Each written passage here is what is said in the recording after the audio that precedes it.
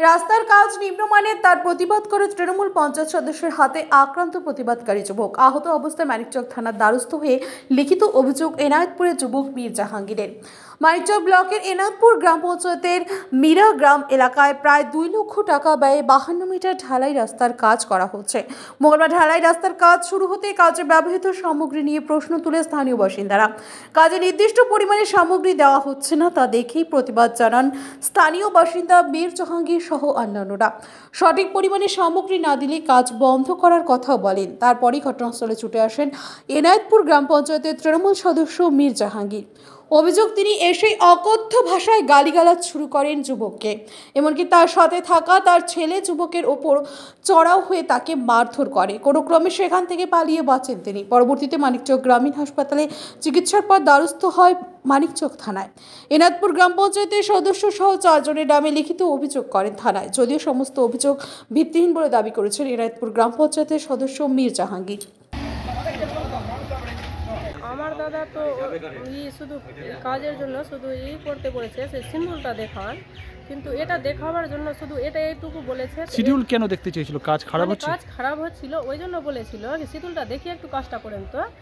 তো এতে মানে ওরা মারপিট করেছে, মানে মেম্বারের ছেলেরা মারধর করেছে। এই জন্য আমরা পুলিশের কাছে যোগাযোগ করছি, যাতে আমার দাদাকে যে এরকম মেরেছে তাতে মানে হয় বিচার চাইছে। এটা ভালো করে। হ্যাঁ বলেছে তো, কি মেরে ফেলে দিব শালা, তোমরা কি করতে পারবে, কি করবা না করবা করে নাও গিয়ে। কাজ কি বন্ধ আছে না কাজ চলছে? না, কাজ চলছে এখন বর্তমানে। আমরা বলছি কি এরকম মারধর হয়ে গেছে, যা হয়ে গেছে হয়ে গেছে, কেন ওরা তো মেম্বার, ওরা তো বড় লোক, আমরা তো ছোট লোক আছি। তাও আমরা বলছি কি একটা যা হয়ে তো হয়ে যাবে, কিন্তু ওরা ডাক্তার কিছু দেখাতে হবে না, কেটে দিয়েছে। তো এরকম হয়ে গেছে, আবার বলছি মেরে ফেলে দিব, করে দিব। কেন কথা বলতে আসবে রাস্তার ব্যাপারে? হুমকি দিচ্ছে আপনাদের? হ্যাঁ, এখনো ধমকি দিচ্ছে। আর তারপরে আমরা যে গেছি, তো আমরা যে বলতে গেছি, তো আমাদের সঙ্গেও এরকম ঝগড়াঝাটি আছে। ওর বউ আছে, ওর মা দিদিরা সব আছে, তো মিলে মধ্যে আছেন আপনার। হ্যাঁ, কি চাইছেন আপনি? আমি চাইছি কি এটা পুলিশের কাছে অভিযোগ করেছি, তো এটা মানে বিচার হ্যাঁ। আপনার নাম? আমার নাম আসফুল। আপনার কি ঘটেছে? ঘটনা হয়েছিল, আমাদের এখানে একটা জাতীয় রাস্তা তৈরি করা হয়, যেটা সাহেবনগর, এনায়েতপুর থেকে সাহেবনগর যাওয়ার রাস্তা, যেটা ওই মেন রোড থেকে 600 মিটার আগিয়ে 700 হবে মোটামুটি।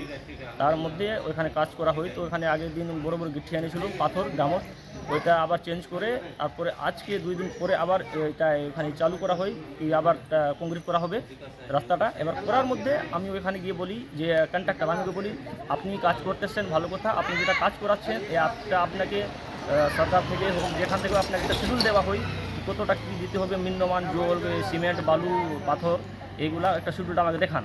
তো আমি ওইটা দেখালো না, আমি বললাম তাহলে কাজটা বন্ধ করেন, আগে ওইটা জিনিসটা ভালো করে দেখে দেন, ওকে বুঝান পাবলিককে। পাবলিক কাজ মানে হচ্ছিল না, নিম্নমানে হচ্ছিল না। নিম্নমানে হলে তাহলে তো খুব ভালো হতো। না খারাপ না, ভালো হচ্ছিল না, কাজ ভালো হচ্ছিল না, সেই জন্য আমি বললাম কি যেটা কাজটা করছেন ভালো করে করেন। সিমেন্ট দিচ্ছে অল্প কটা, আর গিট্টি আর যেটা রেতি বালুটা ওইটা খুব বেশি করে দিচ্ছে, বেশি পরিমাণে। তো আমি বললাম ওই জিনিসটা ভালো করে করেন।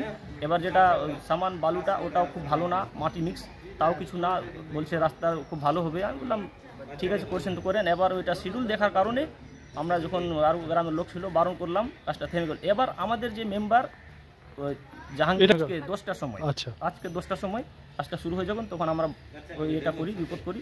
এবার ওইখানে আমাদের মেম্বার আসার পরে মেম্বার আমার বলছে কার গাড়ি কতটা দম আছে, কে আটকাবে। কোন মেম্বার, কোন দলের মেম্বার? টিএমসি দলের মেম্বার, টিএমসি এনায়েতপুর গ্রাম পঞ্চায়েত। হ্যাঁ, এনায়েতপুর গ্রাম পঞ্চায়েতের মেম্বার। কি নাম? মীর জাহাঙ্গীর। কি বললেন উনি আপনাকে? উনি এসে আমাকে বলছে কার গাড়ি দম আছে, কে কাজটা থামতে পারবে, আমি দেখবো ওকে। এবার এইরকম বলার মধ্যে আমি বললাম দেখেন ওর তো চিল্লিয়ে লাভ নেই, সবাই সামাজিক লোক, আপনি কাজ করেন, যেটা শিডিউল হচ্ছে ওইটা দেখাবার পরে আপনি কাজটা চালু করেন।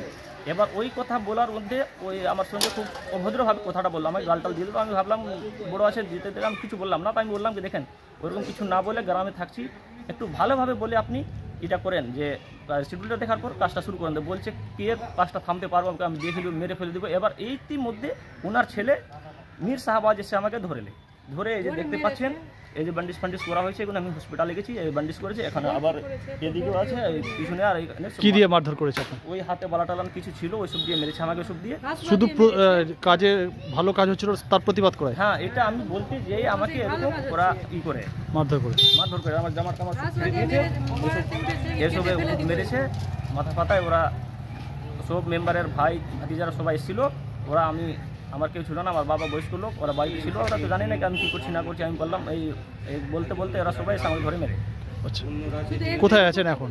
এখন আমি মানিকচক থানায় এসেছি, আমি হসপিটাল গেছিলাম, ওখান থেকে আমি ট্রিটমেন্ট করে এসেছি। এখন আমি ওই মানিকচক থানাতে আমি একটা দরখাস্ত করবো কি স্যার আমার এরকম হয়েছে, আমাকে সূত্র সঠিকভাবে যেটা আমার আছে আমাকে ওটা করে দেবে। হ্যাঁ, ওইটা বললো এটা আমার কাজের আছে, 50 মিটার কাজ করবো, 2 লক্ষ টাকা দিয়েছে, ওটা দেখাচ্ছে, আর শিডিউলটাও দেখাচ্ছে না। ওই আমরা করবো, একবারও বলিনি যে আপনি শিডিউলটা দেখান, এইটাই বলছি আমরা। ও শিডিউল দেখায় না, শুধু বলে আমাকে এত টাকা আপনি মশালাটা দেখেন, মালটা দেখেন কীরকম হচ্ছে, কালো হচ্ছে, সিমেন্ট ভালো দিচ্ছি, রেমকো সুপার সিমেন্ট দিচ্ছে, এইসব দিচ্ছিল। আবার বলছে এরকম খুব ভালো রাস্তা করছি আমরা। আপনার নাম? আমার নাম মির জাহাঙ্গীর। আপনার বাড়ি কোথায়? আমার বাড়ি মিরাগ্রাম। যোগ করায় আপনারা মারধর করেছেন, কি বলবেন? না, এটা মিথ্যা কথা, এটা কোনোই নাই। আমাদের সঠিক কাজ হচ্ছিল, 1 2 3 নিয়ে মাল দিয়ে কাজ করছিলাম, কন্ট্রাক্টর ভালো কাজ করছিল, কিন্তু ওরা ওভারদয়ে এসে টাকা চাইছে। কে টাকা চাইছিল?